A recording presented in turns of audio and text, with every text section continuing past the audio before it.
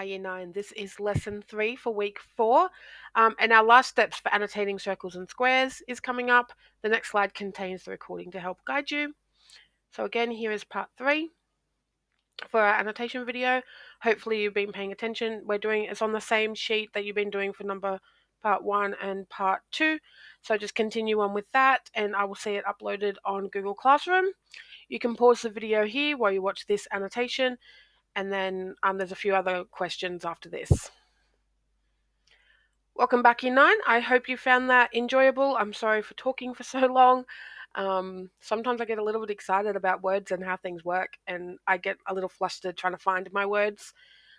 Anyway, let's move on to our final thoughts. So, it's important that you review the annotations you made while reading the poem. This can be helpful to consolidate ideas, but also assists in needing to recall information later.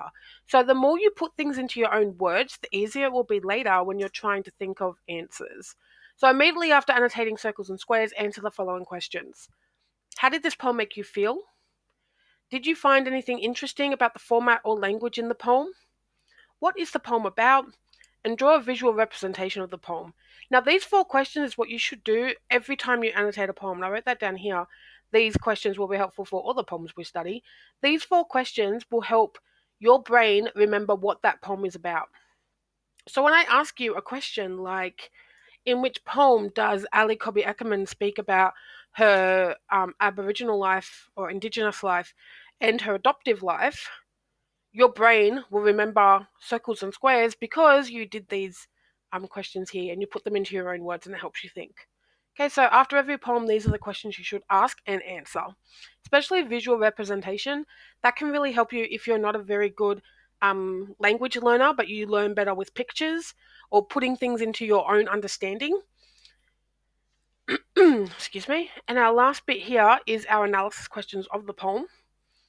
So after reading this poem, identify the 2 major themes that Ali Cobby Eckermann explores in Circles and Squares. So there are 2 major themes there. There are how many stanzas in this poem? There are X amount of couplets.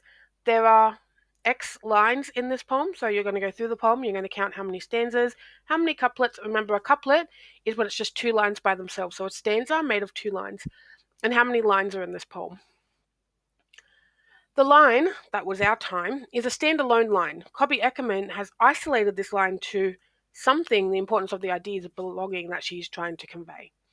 So why do you think that was our time is on a line all by itself? Why did she want us to realize that this line was alone, by itself? It stands out from the rest of the poem. The repetition of the word we in the 4th and 8th stanza is called what? The poet uses repetition of the words square and circle. These words represent other ideas, and we refer to this as blank. In this poem, squares are symbolic of what? In this poem, circles are symbolic of what? The line, my heart is round like a drum, ready to echo the music of my family, uses a something to compare her heart to a drum. And the poem is lacking full stops. This may suggest that Cobby Eckermann is discussing how life is something and is cylindrical in nature. So these are all questions that if you're listening to my recordings over this week, I've actually spoken about every single one of these, about the symbolism, about the lack of full stops and punctuation, and what does that mean to us as a reader. We use this as an example, so hopefully it shouldn't be too hard for you to answer these questions without even looking at the poem again. If you've been working on this like one lesson after the other. Otherwise, just go back to your annotations. That's why we do them. And just try to find the parts that enter here. If you're having any issues, just email me and I'll try to explain it to you again. And that's it for lesson 3 of week 4. This poem is called Earth's Pulse. I find it really pretty.